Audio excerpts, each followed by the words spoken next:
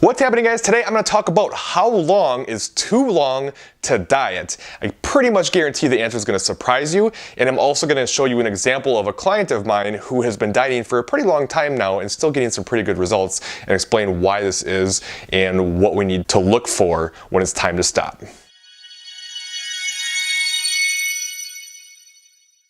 Alright, the reason I want to do this video is because I've been getting a lot of inquiries lately, or at least a lot of my clients are saying, hey, like, I know I shouldn't diet too long. I know it's bad to diet a long time. When should we stop here? And I want to kind of clarify some things because, quite frankly, there really isn't a set amount of time that is too long to diet. Now, there are definitely a lot of adaptations that happen along the way with dieting that make it more difficult. And certainly, you're going to have a lot of hormonal adaptations, a lot of metabolic adaptations, right? You're going to start getting more tired, more fatigued. You're going to start getting a little bit more cranky.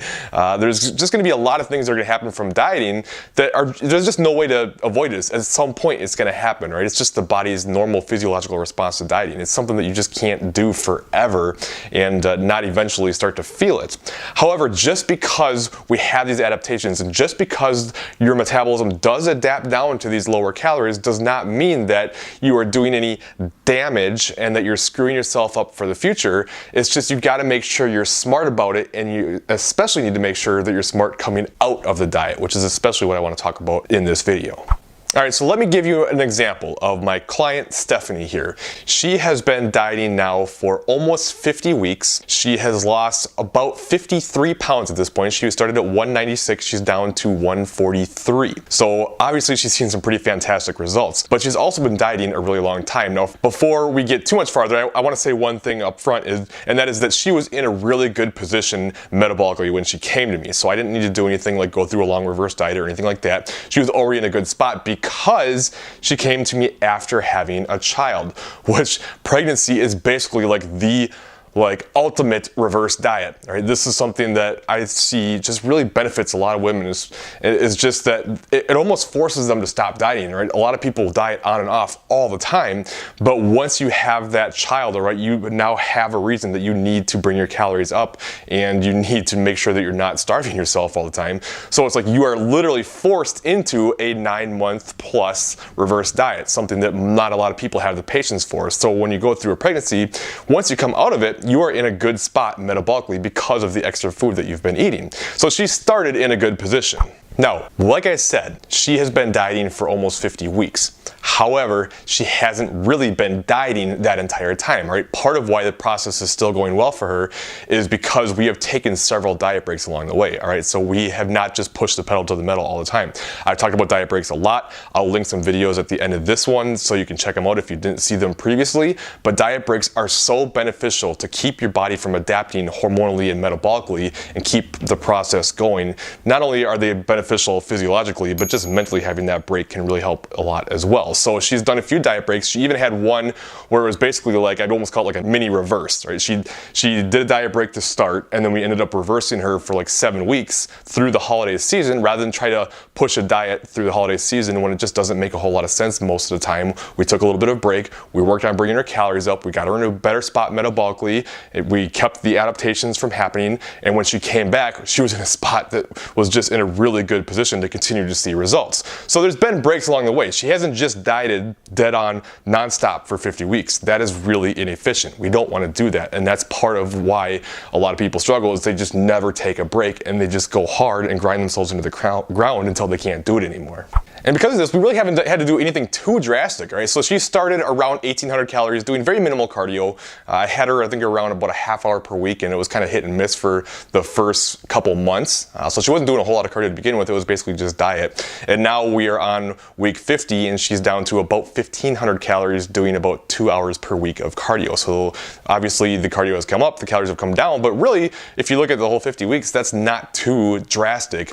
And it's a big part of that is because of the diet breaks, and of course also her diligence to the plan, right? So I had to give huge shout out to Stephanie. She works her butt off. She works really hard. She's had struggles. She'll be the first to admit it, but she always gets back on track. She always just, does what she can do, and she sees fantastic results because of her hard work. All right, so that's also, we always have to throw it out there. Hard work is what it's all about. So the real question of this video is, how long is too long to diet? Right? The answer to that is there really is no too long as you can sustain the plan, as long as you can continue to adhere and see results, you can keep doing it. The big thing is that you need to make sure that you reverse diet out of that dieting phase when you're done, and there's no like right or wrong answer here. So maybe you have a weight loss goal, a goal weight or a goal body composition is much better than a goal weight because a lot of times it looks a lot different than we think.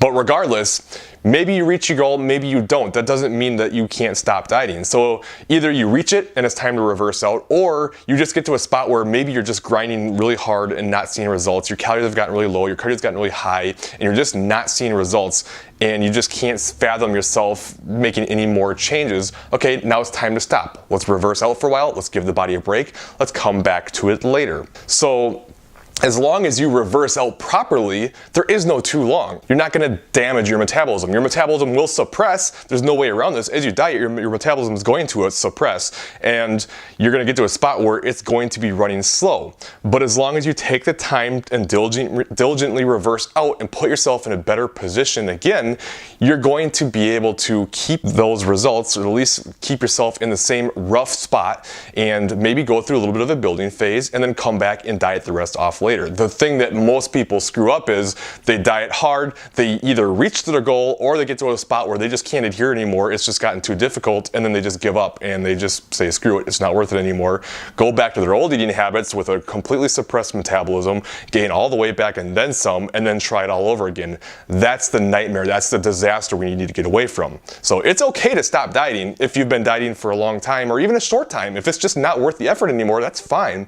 Stop, reverse out, come back later. If you can chip away at that and reach your goals long term. I mean, think about it. Like if you've got 50 pounds to lose, say you lose 20 and then gain 5 to 10 back during a reverse, right? And then you lose 20, 25, gain 5 to 10 back, lose 20, 25. You see how over time you get to where you want to be, rather than 50 off, 50 on, 50 off, 60 on, 40 off, 70 on. You know what I mean? Like that's what we want to get away from. So I can't really give an exact number of it's this long that you should diet or this long is too long to diet. It's really up to each individual and what they can do. So in Stephanie's case, a few weeks back, she was kind of talking about how she was getting ready to be done with dieting, right? It was starting to take its toll a little bit, getting a little bit more difficult, but wants to lose a little bit more weight. So what we did was we took that and created a schedule. We said, okay, let's set a schedule and say, you're gonna diet for X amount more weeks and then we're gonna stop. So we set it at 8. So she's gone through 3 weeks of that. She's got 5 weeks left. So diet for 8 weeks, stop, reverse from there. Sometimes that can be really beneficial. I find that a lot of people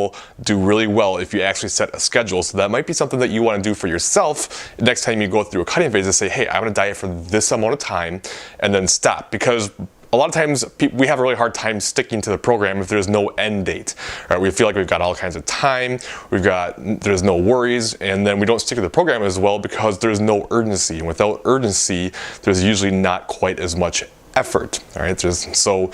There are benefits to setting a schedule, but that's for a completely different video. I just thought I'd throw that out there. But anyway, so we're gonna do this. We're gonna get to the end of 8 weeks. We're gonna stop wherever we're at and we're gonna reverse from there. We're gonna start getting your calories back up. We're gonna work on building her metabolism back up and putting her in a really good spot so that later on down the road, if she wants to cut some more down, she'll be in a great spot when we can do that.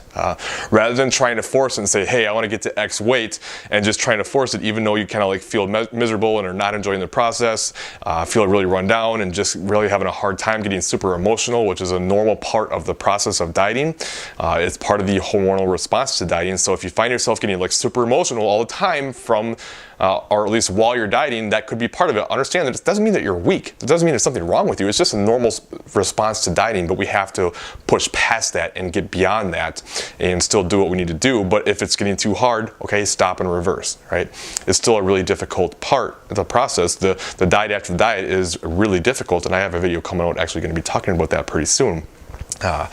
So it doesn't make it easy, but at least this way you can start getting your calories back up and start putting yourself in a spot where you feel better and get your metabolism into a better spot so you can tackle it more down the road. So like I said, there is no too long, all right? A year is a long time. Most people don't make it that long. I find that people do really well between maybe like 16 to 20 weeks most of the time, but it just depends, right? How much weight do you have to lose? All right, what does your schedule look like? Can you do it for that long? Are you someone who likes a longer cut or a shorter cut with more breaks?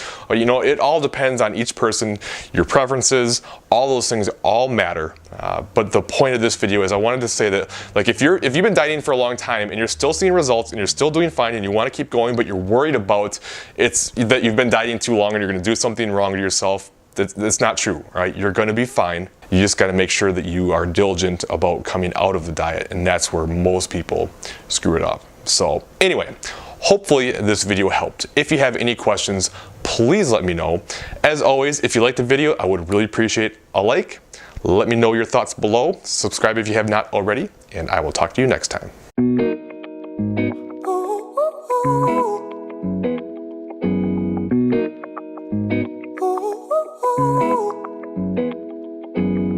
I'm addicted to the love that you're giving. Every minute, every day I've been craving.